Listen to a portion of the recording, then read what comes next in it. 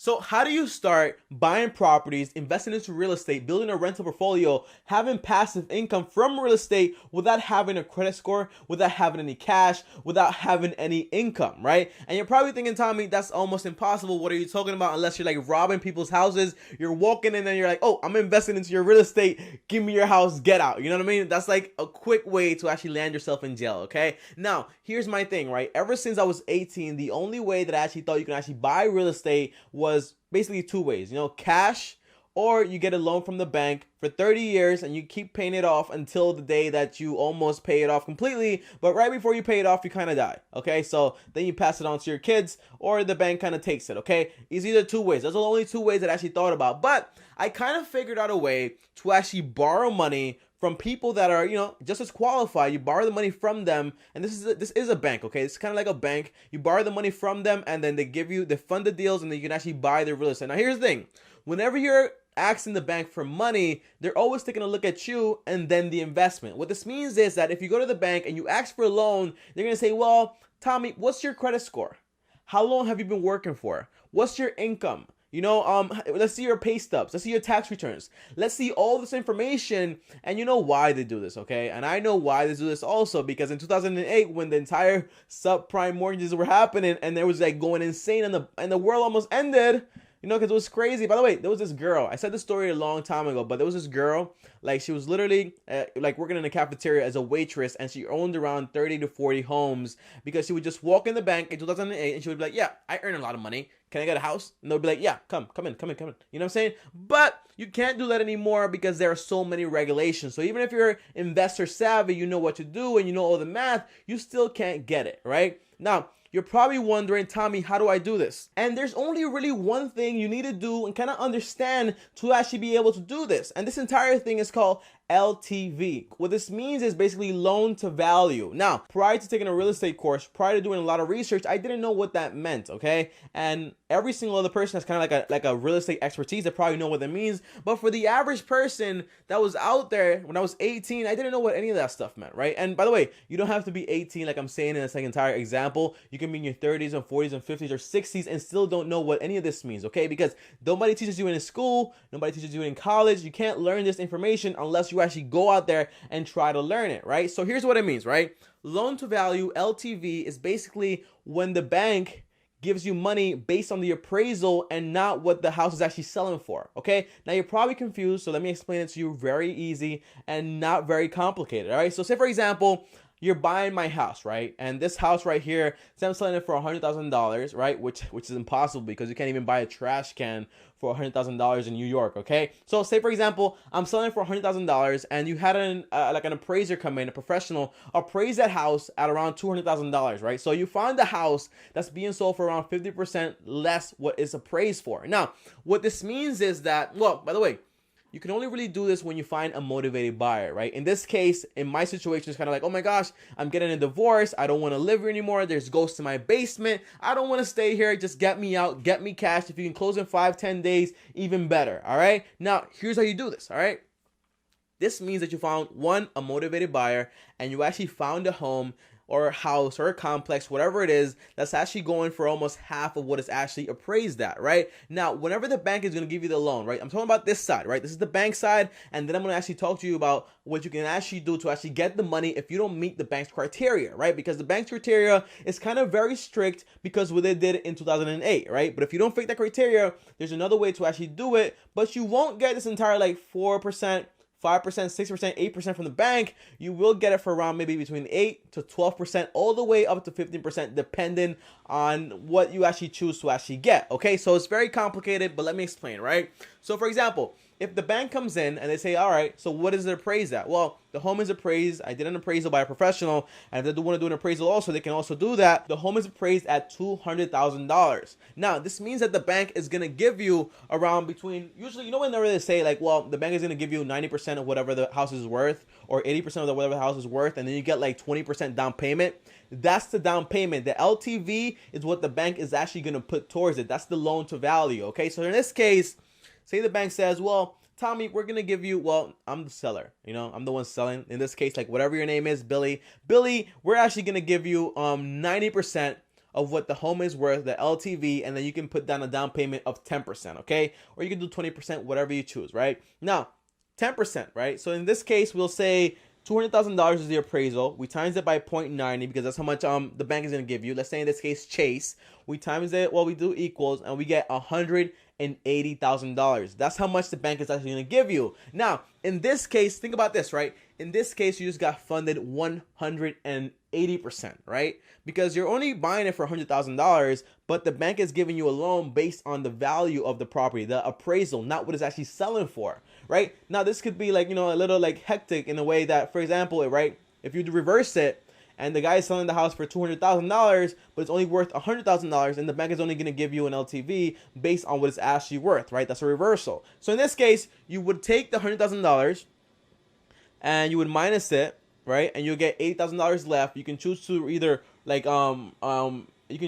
improve the property or do whatever you want with that money, or you use that money for basically like other investments. Okay, you can do whatever you want to do. Now, you're probably saying, Tommy, that's great, that's awesome. I know what LTV is now, but it doesn't matter because I don't fit the bank's criteria, which is basically 2 years of tax returns, 2 years of pay stubs. Well, not, I think it's 60 days of pay stubs. Okay, but you also need like very high income. You also need a very high credit score, right? Because whenever the bank is lending to you, they're lending to you and they're looking at you rather than looking at the investment that you're making, right? So for example, even if I have like a credit score of like 300, right, and I find this deal, like my mom is selling a house for $5 and it's worth like $500,000, and I go to the bank, they're gonna be like, oh yeah, we can't give you a loan on that. You know what I'm saying? Because they're looking at you and your credit score and your criteria. Okay, that's all they really look at. Now, in this case, right, this is the alternative to the entire thing, right? And it's called hard money lending. There are a lot of other ways you can actually do it also, but I really want to concentrate on this one right here,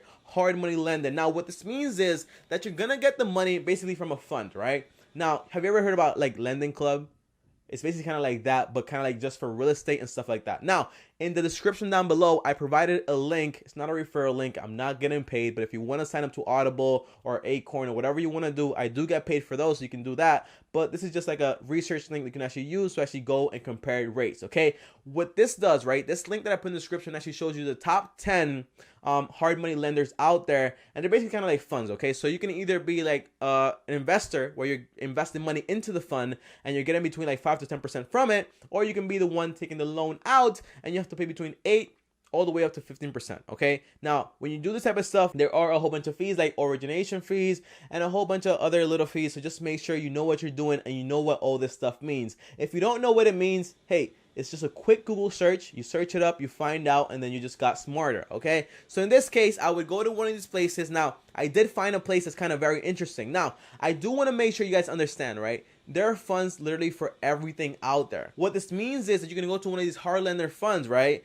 But some of them specifically specify or like, like choose to like, kind of like focus on flipping properties, right? So they give you the money, and the turnover time on their money that they lend you is around 12 months, okay? So you borrow the money, $100,000 to flip a property, improve it, do whatever you have to do, and then after that, in 12 months, you have to pay them back completely, interest and everything, okay? That's how they work. But there are some other places you can actually go to, and this is all in the description down below, that you can borrow the money at 8 to 12, maybe 15%, and you can actually get the entire loan for around 30 years, just like this is like if it was a regular mortgage, but the interest rate would be actually higher, and there will be some prepayment penalties. And I don't really like that, but you got to do what you got to do. Now, if you don't know what prepayment means, is that basically if I lend you money and I'm like, all right, Billy, my name is Tommy, I'm going to lend you $10, and you have a whole month to pay me back, right? Every single week you have to pay me interest on that $10, but if you choose to pay me back in the first week, I'm still going to charge you a penalty for paying me early. And that kind of sucks because you're like, what?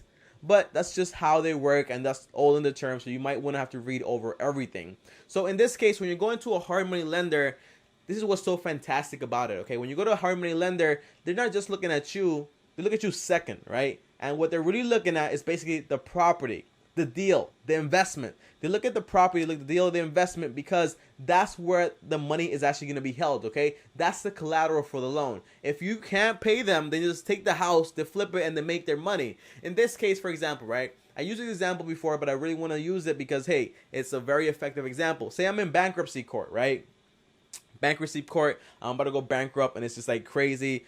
Chapter 13, you know how it is, right? Well, I hope you don't know how it is, because I don't know how it is for real, okay? But I'm in there, and I'm about to go bankrupt, and I call them, and I'm like, hey, hard money lender company XXX, right? Well, pause. I don't want to use that one. Let's just say X. Hard money company X. Well, I want to. I'm looking at this deal, right? I'm looking at this deal. This property is a fourplex, and it's valued at around $500,000. But the guy's very motivated because he doesn't want to live there, and he's about to go into divorce, and he doesn't want to deal with any of it. Okay, he's selling it for around $250,000, right? It's worth $500,000. I did an appraisal. There's no really repairs that you need to do or anything like that, but we could do some improvements. It's around like another $15,000, but it's not really necessary because the property is very good. It's already occupied. There are tenants there, and they've been there for around 5 years already. So it's a very good property. It's a very good deal, right? Now, here's the thing. Even when I say, oh, by the way, I'm in bankruptcy court, okay? So just hurry up. If you can wire me the money so we can do that deal, it'll be perfect, right? You know what we know what they're gonna do? They're gonna send me the money. But if I call the bank and I tell them that exact situation, the bank is like, oh, you're in bankruptcy? We don't want anything to do with you, peasant, right? Because they don't want to deal with you because they're looking at your credit score, while the hard money lenders are gonna look at the deal. Because guess what? If you're going through bankruptcy, it doesn't matter, because when they lend you the money, and if you can't pay them back, they're just going to take the property for $250,000 and flip it for around $500,000. And that's what I like so much about it. Now, there are a ton of other ways you can actually borrow money to actually fund your deals, and I recommend you guys actually check them out. Now, I didn't specify any of these companies here in this channel or in this video right now because that's not the main focus of the channel. I'm just telling you exactly how you can actually go about actually buying a property with no money, no credit, no income, no taxable stuff, none of that criteria that the bank needs from you. Because these people, these hard money lenders, and I do have a link to the top 10 ones, I recommend you guys call and just like browse around, shop around. And if you guys are interested in like any of them, just let me know in the comments down below, and I'll make a full video talking about that one company and actually going through the entire terms and actually telling you if it's a good investment, if it's a bad investment,